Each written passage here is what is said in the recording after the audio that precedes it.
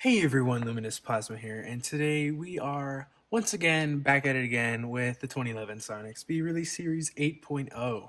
Now, I was actually in the middle of removing my Sony XAV AX5000 to put in this Apple CarPlay wireless dongle, but I decided, why not make a video and finally do my blue LED swap for all the climate controls and the light and the shift bezel plate area. So we're just going to jump straight into it and start taking some panels out of here.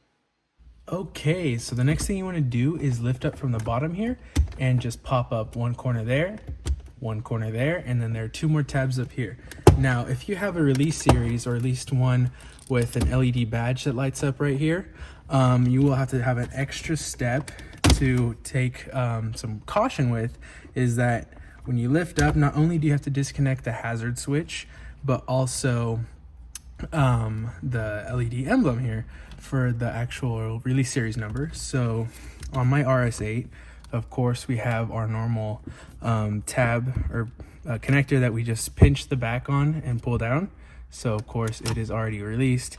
And then now on this one, we lift it all the way up. The only other connector that powers the LED light for the emblem is right here. So there is a tab on here, but I actually broke it off because it was just so difficult to remove, but it still sits in there extremely snug. So it still does require a great bit of force to remove. And now we have access to the shift bezel plate area. So under here, of course, is the LED. So we're just gonna lift here. Let's see, just lift straight up and boom, it's off. So you can either unscrew your shift knob or just slide it out of the way because the LED is going to be right here. So you're just going to twist forward, so that way and down, and then you can go in there and twist it out. So let me just get a little bit more twist on that, and boom, it's free. So just wiggle it out of the side right there, and let's take a closer look. All right, so here's a closer look at the LED we just removed. Now to fully take it out of its shell, all we do is pinch right here and either pull the bulb straight out or this cover will come off with it and then you'll take the bulb straight out either way. But in this case, the bulb came straight out. Here's the bulbs we'll be using, and they're not technically bulbs, they are LEDs, of course, SMD LEDs.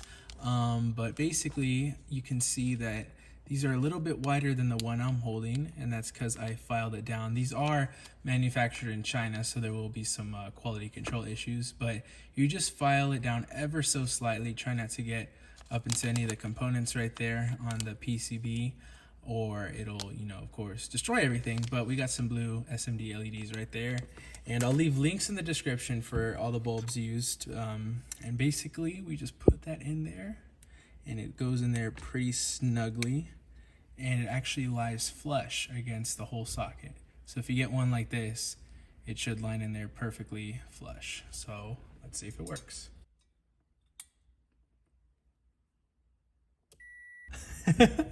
Okay, so I found these bulbs a little bit finicky, so you have to be extra careful when filing close to that component right there, because I guess I filed just ever so slightly, just a little too much off of it, and I found out that the bulb didn't work. Also, these are directional, and I tried off camera flipping the last bulb around both sides and it did not work. But for those wondering, if you get this exact same model as mine, just right off the bat you can just do a 180 right there and we can put it in and watch it work. So see if it lights up. Also, I know I filed down too much because now it stops right there, so it sticks out a little bit, but this will not, impact any kind of performance or lighting capabilities. It won't even cause any cosmetic issues. So anyways, let's just jump straight into it. It's a perfect fit. Let's see it work. That's nice. Lights off, really bright. The camera can't even focus on it on the individual LEDs, but in real life, this is extremely bright.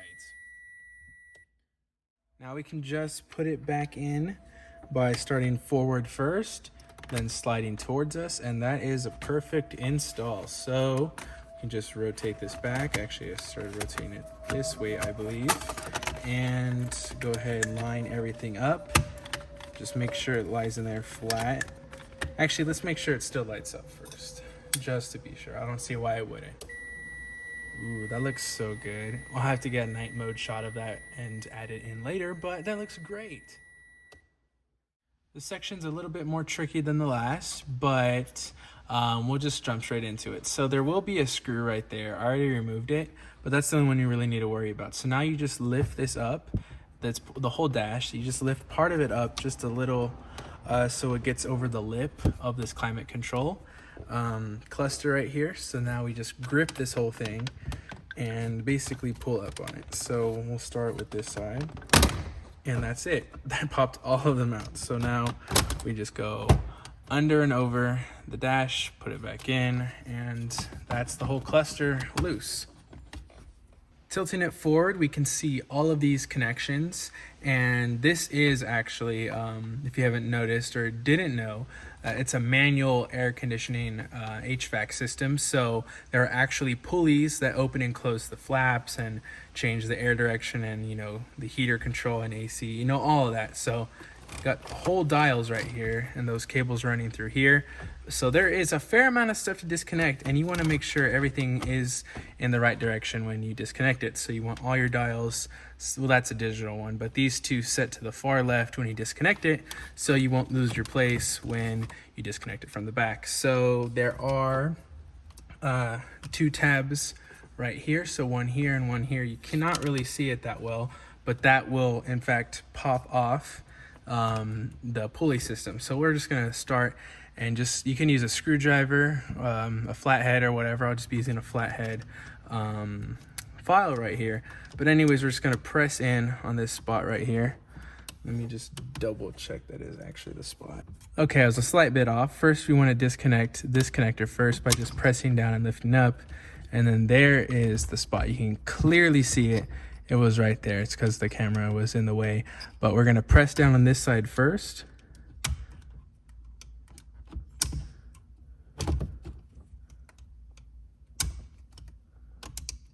Which slightly lifts up on that side. So you can see there's a gap now. So then on the other side, you try to find a similar slot looking just like that and push in on it and lift up.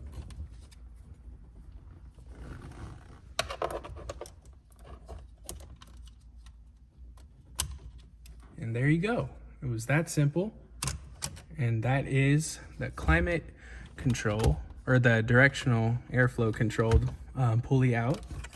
So then we want to move to the right side. Now you can just disconnect this now if you want. This is a really tough connector, in my opinion. It requires a lot of brute strength to press that center latch down, but it's out. So now we can start and press down and lift out that connector as well. So there are 3 connectors there and 2 pulleys. And of course the last pulley is right there. And you can clearly see the tab that we need to push up on. So we got one right there. It's free on that side. There's a slight gap now. We go to the other side and lift up. And just pop back in. Gonna do that again.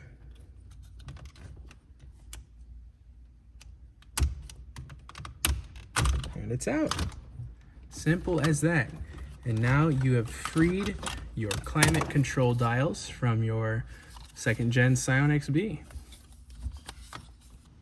Now that we have the climate controls out, I wanted to discuss the 3 bulbs right here, 1, 2, and 3.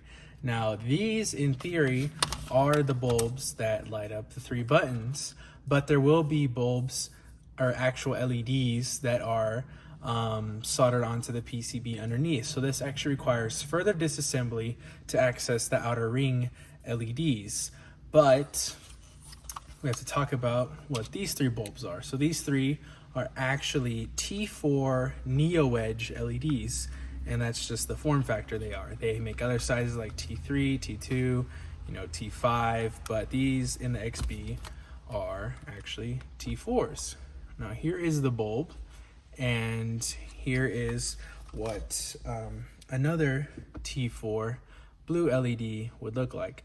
Now, even though their footprint is very similar, like extremely similar, to the point where you can't even tell. There is actually some slight variations in like thicknesses. Like the circumference of this one, of the blue one, the aftermarket, is just ever so slightly bigger, but the problem lies is that the overall like circumference of like the inner circle, I'm trying to take this little cap off here on this LED. You know, it's probably not even necessary, but anyways, the circumference of this ring right below the PCV on the SMD LED is just ever so slightly bigger than the circumference of the actual bulb. So when you go to put in this supposed T4 LED from China, the quality control issues basically keep it from going in all the way. Like it does literally not go in. And this is actually why I put it off for this many years, because I've actually had a blue LED in my last box, my 08 right there, but never in the gauge cluster, not the gauge cluster, the climate control. But anyways, you can clearly see here, these don't fit. So what you do, you either A, file that down, which I would not recommend, or B, file these down and try to reduce the size of the blue circumference right there in the plastic. I've already destroyed at least 4 of these LEDs trying to file it down and just enough to fit in there. So what I've actually done is source something which is actually a T3 LED. Now it is significantly smaller, not significantly, but it is noticeably smaller than the blue one of the T4. There's a plane flying overhead, cut back to when it's gone. With the T3 LED, it does in fact fit and the metal pins do touch it, but it wiggles around. Now you can't actually twist that and get a slight locking, but it's still gonna wiggle around. So to risk, not losing that, I'll be applying some black tape and testing my theory to see if all of these 3 power on without any kinds of modifications. So I'm just gonna jump straight into that. And these of course require a flat head to go down into there, twist them out, pull them out, swap them in, and we'll see what we got after that. On the climate control dials, I have already plugged in all 3 harnesses. I've put in all 3 bulbs, and I just want to show you guys the finished product. But before we talk about the solution of how I mounted it, I want to go over what exactly I did to the bulbs. So I took some of the wire out from the back end. I pulled it out so I got a wider area to work with here. Then I bent it down, and at the edges I actually pulled some parts out and actually tucked it into little holes that are already inside of the PCB within each individual control dial, climate control dial. So I bent them out, put them in the holes, and then I got a stable connection. So then I tightened them down, twisted them, and they actually locked in, and they are perfectly held in place. And also, one thing real quick when I show this off is the fact that these are outer light rings. I thought that those center LEDs were for each of the colors, or the center LEDs, but no, they're for the whole ring. They're literally for the whole ring. So I think that's just crazy. But let me go ahead and turn on my key real quick. Turn on the car, put it in on mode, and we can see we still get colors. So that's kind of crazy. I mean, obviously that's not working because the car isn't on, but honestly I kind of like the contrast. It's interesting, but that's literally it. That's the install. It's pretty crazy, but I'm so glad it worked out this way, not the other way around, because I was really wanting the blue to match up perfectly. But there we go, guys. That is the video. I hope you guys enjoyed. Hopefully it was pretty straightforward, and I would recommend trying to get the T4s if you can, and then filing down. I mean, this wasn't bad, but either option would be pretty, time consuming unless you find a fully fitted, perfectly fitting, same thing, T4 LED. So anyways, thank you guys so much for watching, and I will see you guys in the next video. Peace.